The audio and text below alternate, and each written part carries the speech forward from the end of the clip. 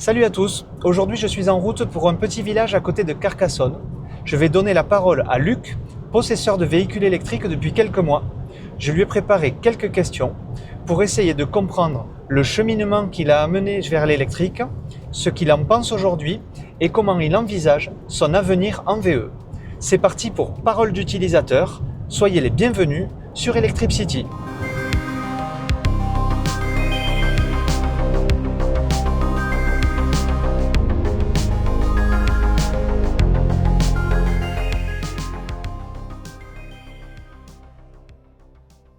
Allez, bonjour Luc, Et bonjour Vincent. j'espère que tu vas bien. Écoute, ça va, on a passé une agréable journée, donc tout va bien. Allez, merci d'avoir accepté l'interview. Mm. Juste pour t'expliquer, on va décomposer cette interview en 3 parties. D'abord, ton évolution pour passer à l'électrique. Ensuite, où tu en es aujourd'hui. Et ensuite, on parlera de l'avenir, comment tu perçois l'électrique à l'avenir. C'est parti. Donc déjà, est-ce que tu peux nous dire si c'est ta première voiture électrique? Est-ce que tu as un second véhicule du foyer? Si oui, est-ce qu'il est déjà électrique? Est-ce qu'il est thermique? Est-ce que tu peux nous dire tout ça? Alors, c'est ma première voiture électrique. Je n'ai eu que des thermiques diesel jusqu'à maintenant. Et là, c'est cette Renault, effectivement, Mégane, qui est mon premier véhicule électrique et j'en suis super content. Nous avons 2 voitures à la maison, avec une voiture qui ne roule pas beaucoup, qui fait une vingtaine de kilomètres par jour, trentaine de kilomètres par jour, et qui elle est thermique, mais quand on l'aura amené jusqu'au bout, on pense prendre une seconde électrique type Renault 5, Fiat 500. Ok. Avant de passer à l'électrique, quelles étaient tes principales craintes que tu pouvais avoir? Alors, l'investissement qu'il fallait, parce que c'était un petit peu plus cher l'électrique. Ouais. Est-ce que j'allais m'en sortir au niveau de l'autonomie? Est-ce que j'allais arriver à charger comme il fallait? Est-ce que lorsque je devais partir Montpellier, Toulouse, Perpignan, est-ce que j'allais y arriver? Bon, globalement, ça, c'est que des craintes de ce niveau-là, qu'ont en principe toutes les personnes qui passent à l'électrique. Voilà, principalement. Ouais, ok. Et du coup, après ça, qu'est-ce que c'est qui t'a décidé à franchir le pas? Est-ce que c'est une raison économique? Est-ce que c'est une raison environnementale? Le silence? Est-ce que c'est ton entreprise qui te l'a imposé? Qu'est-ce que c'est qui t'a déclenché Rien de tout ça. C'est quand j'ai pris la décision de changer de véhicule. Je passais d'un DS7 où j'étais tout seul. Ouais. En fait, il me fallait une voiture beaucoup plus petite. Quand tu regardes la fréquence des kilomètres, enfin ce qu'on faisait dans l'année, l'électrique me paraissait être un bon investissement. Ok. Et je me suis dit que c'était le moment de passer à l'acte, parce que je pense qu'il faut prendre aussi ses responsabilités à un moment donné. Donc j'allais dire ni écologique, ni économique, ni tout ça. Finalement, c'est devenu une évidence, et en disant on va changeons pour quelque chose de vraiment nouveau. Et l'électrique m'a paru être un bon compromis. Ok, du coup, qu'est-ce qui t'a surpris le plus pendant tes premiers jours ou pendant même ton essai, peut-être avec le concessionnaire? Qu'est-ce que c'est qui t'a surpris le plus quand tu as essayé ta voiture électrique? Honnêtement, la qualité de la conduite. Ouais. C'est un truc qui m'a bluffé, complètement bluffé, et que je m'y retrouve. Ça fait 9 mois que j'ai la voiture, je suis toujours autant bluffé par cette conduite sur l'autoroute, sur les nationales, sur des petits trajets. Wow, c'est un véritable plaisir. Après, honnêtement, lorsque je regarde par mois ce que j'allais dire, déjà j'économise, mais je ne fais pas ça pour ça. Ça me coûte la voiture électrique, c'est du 60-80 euros par mois, Ouais. au lieu de 200 de diesel. Donc Oui. voilà, donc ça c'est pas mal. Ne plus aller à la station-service, c'est pas mal. C'est un détail qui compte. Puisque j'ai placé la borne à la maison, donc j'ai qu'à brancher à la maison. Ça, franchement, c'est bonheur. Ouais. Voilà. En plus, avec les panneaux solaires à la maison, c'est cohérent. Donc, il y a tout ça qui fait que passer à l'électrique, c'est que du bonheur. C'était facile. Facile, mais vraiment que du bonheur. Je tiens à le signaler parce que on en a parlé un petit peu tout aujourd'hui. C'est vrai que c'est anxiogène. ça révèle un petit peu l'anxiété. Les gens n'ont pas l'habitude. Il y a beaucoup de croyances fausses sur l'électrique. Ça demande une pédagogie même, j'allais dire. Et je crois que c'est pour ça aussi que tu fais ce genre d'émission. Parce que véritablement, il y a des fausses idées sur l'électrique. Et là, quand on roule en électrique, tout se passe bien. Alors je ne dis pas qu'au début, non, c'est comme tout. Hein, voilà, c'est comme un appareil à la maison nouveau. Et il faut s'y faire. Voilà, ça c'est pareil. Mais quand on y est fait... Ça s'est fait rapidement? Toi, Ça, tu t'y es fait très rapidement? Très rapidement. J'ai galéré un petit peu avec la borne électrique. Oui. Mais donc je pouvais me charger avec la prise murale et tout ça, voilà. J'ai galéré un petit peu avec la borne. Qui était fournie avec, quand tu as acheté la voiture avec Renault, hein, c'est ça? Oui, Mobilize. alors fourni non, hein, je l'ai payé, mais effectivement ils m'ont proposé et c'est dans le package, ça me paraissait tout à fait intéressant. Et lorsque la borne a été effective et que j'ai pu me charger à la maison, waouh! Voilà, ça a tout changé. Globalement, je ne charge qu'à domicile. Je fais de l'autoroute pas mal, mais juste j'ai besoin de charger une fois de temps en temps, une fois par trimestre. Ouais. Donc même les cartes, c'est pas ce qui est de top. J'en ai une pour me rassurer. Oui, c'est Voilà. ça. Il en faut toujours une ou deux qui sont un peu polyvalentes. Mobilize pour ne pas la citer et ChargeMap avec des tarifs. Par contre, les tarifs, il va falloir qu'on en discute les garçons, hein, parce que quand même 0,69 et alors que c'est 0,26 à la maison. Ça, c'est quand tu n'as pas de réduction, effectivement. Ouais, peut-être un nouveau projet d'émission. Ouais, déjà avec Mobilize, il y a moyen de payer moins cher déjà avec la carte Mobilize et un petit abonnement. Exact. Maintenant, on va aborder ta voiture précisément. Pourquoi avoir choisi ce modèle? Est-ce que tu en as essayé d'autres? Est-ce que tu es allé directement sur celle-là ou vraiment c'était un coup de cœur d'aller sur celle-là direct? J'avais deux coups de cœur. Clairement, c'était soit une Kia, la Niro, voilà, qui est dans le même calibre, et la Mégane. Et un de mes cousins est venu à la maison et m'a montré un petit peu ce que c'était. Et j'ai été bluffé vraiment par l'habitacle. Ouais. C'est vrai, clairement l'habitacle qui a fait la décision parce que je crois qu'au niveau compétitif, les deux voitures se valaient. Ouais. Voilà, même au niveau tarif et tout ça. Voilà, donc j'ai préféré celle-ci, mais j'allais dire par coup de cœur de l'intérieur. Parce qu'après, je ne suis pas un féru de voiture. Voilà, même à refaire, j'allais dire, celle-ci c'est une 220 chevaux. Pour moi, ça n'a aucun intérêt. Trop puissante? Ouais, alors ça envoie, hein. Ça envoie du bois. Quand tu appuies sur l'accélérateur, ça envoie du bois. Mais à part le plaisir de l'instant, ça n'a aucun autre intérêt. Ouais. Voilà, donc je prendrai même en dessous. On peut parler un petit peu de... Surtout si tu roules en éco, 220 chevaux, éco... Moi je suis en éco et tranquillou, et il y a ce qu'il faut. Et voilà, ça suffit, quoi. Voilà. Après, si tu veux qu'on parle un petit peu de l'aspect positif de cette voiture, c'est ça. Ouais. C'est son côté pratique, son côté tout va bien. Voilà, j'allais dire tout va très bien, coffre et tout. Mes enfants sont grands, donc effectivement je n'ai pas forcément besoin de beaucoup de place. Pour l'instant on a fait un trajet à 5. C'est pour ça que la DS7 était trop grande pour toi tout seul. Clairement c'était trop grand. Logique. Voilà. Par contre celle-ci effectivement quand on commence à passer à 4, ça commence à devenir un peu serré. Ouais. Et donc le scénic me paraît être tout à fait indiqué. D'ailleurs je m'interroge un petit peu là-dessus. Ouais. Mais après j'ai aucun problème avec celle-ci. Voilà. Ok. Du coup, comme on est dans le même cas, moi j'ai commencé avec une Mégane et je me suis dirigé vers un Scénic. On peut aussi peut-être parler 2 petites minutes du planificateur qui est à l'intérieur de la voiture. Oui.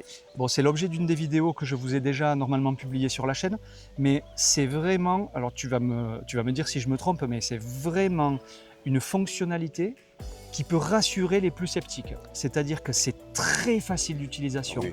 Ça vous calcule le chemin tout seul, ça vous choisit des bornes pour vous. Après, vous pouvez pinailler et aller chercher les bornes que celles vous qui souhaitez. nous intéressent. Voilà.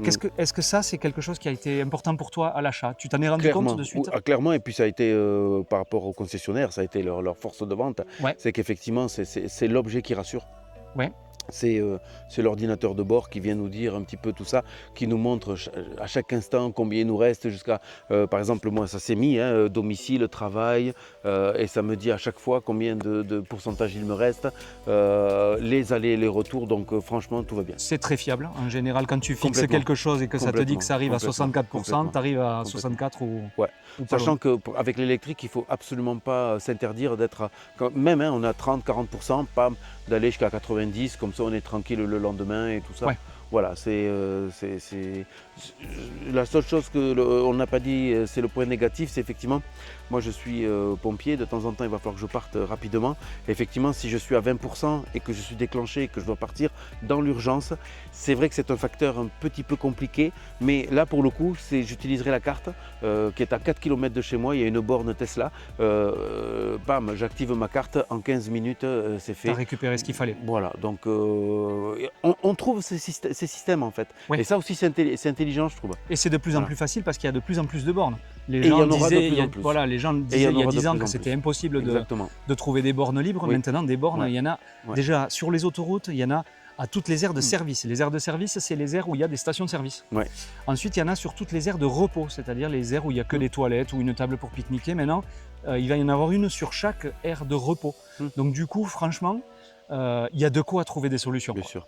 C'était pas le cas il y a 10 ans. Donc il y a des arguments qui étaient valables il y a 10 ans qui sont plus valables maintenant. À vouloir après, en période de grosses vacances estivales, effectivement, s'il y a 20 bornes et qu'il y a 50 personnes, c'est sûr que ça va faire de l'attente. Et après de l'incivilité, parce qu'on a vu des gens qui pouvaient brancher la voiture et partir pendant 1 heure. Oui. Et là, ça peut créer effectivement donc peut-être de la régulation, tout simplement. Et donc du coup, Luc, maintenant qu'on a parlé de ta voiture, est-ce que tu veux bien nous amener faire un tour?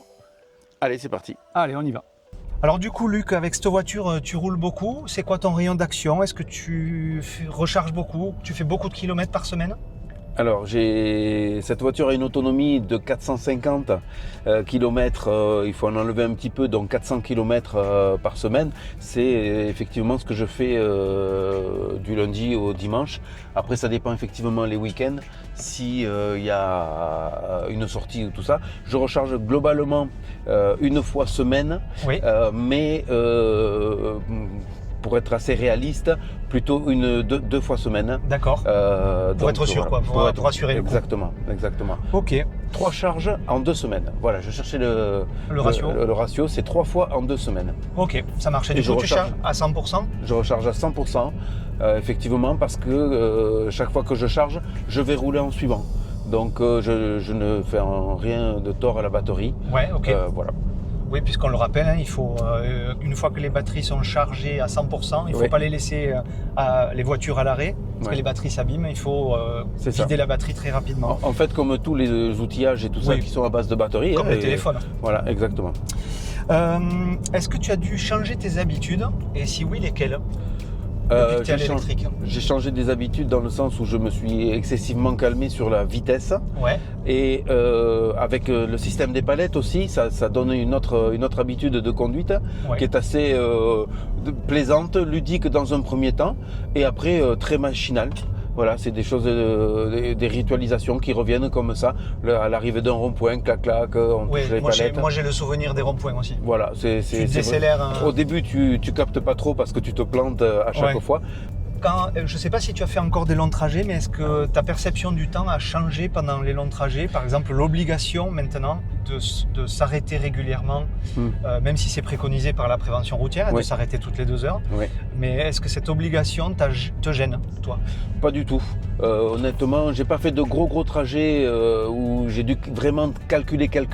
J'ai Ouais. fait du Toulouse, Montpellier, Perpignan globalement, et ça passe. Ça passe avec la batterie, et même si ça passe pas, une fois on a été un petit peu embêté, parce que embêté c'est pas le mot, mais on a été préoccupé parce qu'il fallait trouver une borne. Ouais. Et en fait on a recherché, on a trouvé la borne sans aucun problème.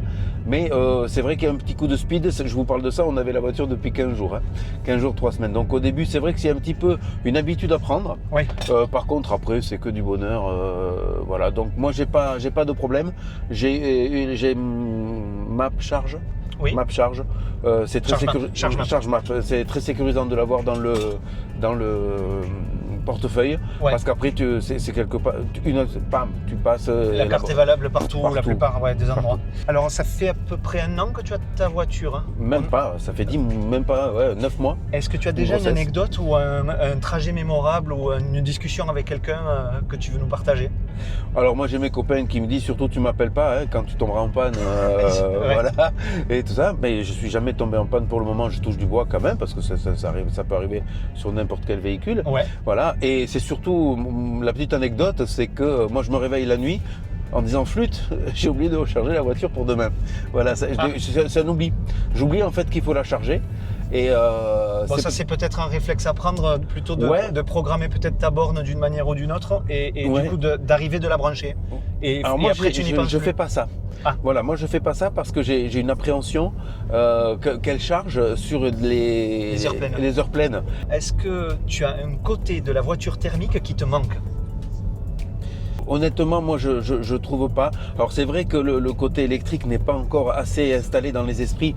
On est quand même à 100 ans plus de 150 ans de thermique. Donc, waouh, il faut changer. Effectivement, j'ai plus d'essence, j'ai plus de gasoil. Bam, une station et je me sers. Mais non, je trouve que des avantages, moi, à l'électrique. Il y a moins de réparation, il y a moins de choses comme ça. Voilà, donc non, le bruit. Moi, le bruit, j'ai un problème d'oreille, le fait du silence dans la voiture. Je peux à nouveau discuter avec les personnes. C'est pas une gêne, donc c'est un avantage. C'est un avantage. Je n'arrive pas à trouver d'inconvénients pour le moment sur les voitures électriques. J'en vois pas. Il doit y en avoir, hein, probablement. Si on parle spécialement de la Mégane, tu le sais, on en a discuté, il me manque environ une centaine de kilomètres pour être tranquille et à être une charge par semaine. Mais sinon, non, sur le thermique, il n'y a rien qui manque. Ok. Alors du coup maintenant on va aborder l'avenir avec cette voiture électrique ou une autre. Est-ce que tout simplement ta prochaine voiture sera électrique ? Forcément. J'ai investi dans la borne à la maison. Avec la famille maintenant on marche à l'électrique. Ma femme va changer de voiture, ce sera pour une électrique. Voilà. Okay. Alors elle, ce sera vraiment la citadine électrique type R5 ou la Fiat dont j'ai oublié le nom comme ça. Fiat voilà. 500, la Fiat 500 électrique, voilà, puisqu'elle a une Fiat 500 thermique, voilà, et elle est très contente. Donc, mais un passage à l'électrique, c'est évident même pour elle. Voilà. Voilà. Bon, ça, ce sera l'objet aussi d'une vidéo. Je pense qu'elle sera sortie d'ici là, mais il y a un schéma qui se dessine quand on teste la voiture électrique pour la première fois. Il y a des étapes par lesquelles il faut passer. Oui. Et ça aboutit, si tout se passe bien, ça aboutit à ce que la maison ait 2 véhicules électriques. Donc là, moi j'ai mis la borne en conséquence. Hein. Voilà. Moi j'ai déjà mis la borne en conséquence. Donc Luc est en train de montrer que ce que j'ai abordé dans cette vidéo est viable. Est-ce que du coup, à un moment donné, tu penses que tu pourrais revenir au thermique ? Non, Vincent, elle n'est pas logique ta question. Elle n'est pas logique puisque moi je pense que l'avenir demain c'est de l'électrique. Alors il y a l'hydrogène aussi, on va voir ce que ça va donner. Mais globalement, les voitures thermiques d'ici 2030, 2040 vont vraiment s'estomper. Donc je ne vois pas pourquoi moi je reviendrai à la thermique. Déjà il y a l'hybride qui est à mon avis beaucoup plus fonctionnel que la thermique. Mais non. Le fait que tu y trouves beaucoup de points positifs fait que tu n'as pas envie de revenir en arrière. C'est vrai. Non. Et puis je pense que les constructeurs vont faire en sorte, par exemple, que la Mégane, qui la batterie manque un peu, 100 km, je pense qu'ils vont le trouver assez rapidement. Oui. Ils vont retrouver des astuces, des trucs tout à fait sympathiques. Et donc on va. Non, demain c'est l'électrique, c'est pas la thermique. Dans ta tête aussi. Ah, clairement. C'est bien. Selon toi, à aujourd'hui, quel est le plus grand frein au passage à l'électrique massif de la plupart des gens? Qu'est-ce que c'est qui freine les gens encore? Alors, clairement 2 choses, c'est la batterie. La batterie est trop anxiogène sur le commun des mortels, pour le commun des mortels, pardon. Et donc effectivement, c'est encore quelque chose qui rebute. La deuxième chose, c'est vraiment de la construction à la destruction de la voiture, comme quoi la voiture électrique serait aussi chère que la voiture thermique. Donc déjà, c'est un fake. Si on écoute bien, aussi cher que, donc pourquoi ne pas passer à l'électrique? Du coup, déjà, et de deux c'est de plus en plus vrai. En plus, voilà. Les voitures électriques sont en train de s'aligner. Alors, des fois, c'est la voiture thermique qui augmente pour s'aligner sur l'électrique. On ne sait pas trop l'intérêt de s'aligner, mais bon, ça s'aligne en tout cas. Voilà. Et je trouve que la très grande hypocrisie, c'est par rapport bien sûr à la terre rare, puisque la voiture électrique paye, on va dire, à son décrédit le fait que la terre rare baisse, donc la planète, ceci, cela. Oui. Ça fait 25 ans qu'on a des portables et la terre rare, j'ai pas entendu grand monde dire des choses sur les téléphones portables. Voilà, donc ça c'est le mauvais côté de la voiture électrique, mais pour moi ça reste plutôt de l'ordre du fake et j'aimerais bien que les scientifiques là-dessus appuient d'autant plus Voilà. Comment décrirais-tu la sensation de conduite d'un véhicule électrique à quelqu'un qui ne l'a jamais fait? Alors je lui conseillerais vivement de l'essayer parce que l'essayer, c'est l'adopter. Oh là là, Ouais, c'est beau, hein? c'est beau. Je pense que ça doit exister déjà dans Oui, un mais ça me truc dit quelque chose. publicitaire. Ça me dit Ouais, quelque moi chose. aussi, ça m'est venu comme ça, mais bon. Et en fait, si tu veux, la conduite de l'électrique a quelque chose, au-delà du fait d'être apaisant pour moi et tout ça, ça glisse. On n'a plus cette impression de forcer. Est-ce que ça veut dire que tu es moins stressé au volant aussi? Ah, moi je suis. Alors, je râle toujours contre les gens parce qu'on est français, hein, on Bon, va pas ça, se on va pas donc se ça refaire. dépend ni de toi ni de ta voiture.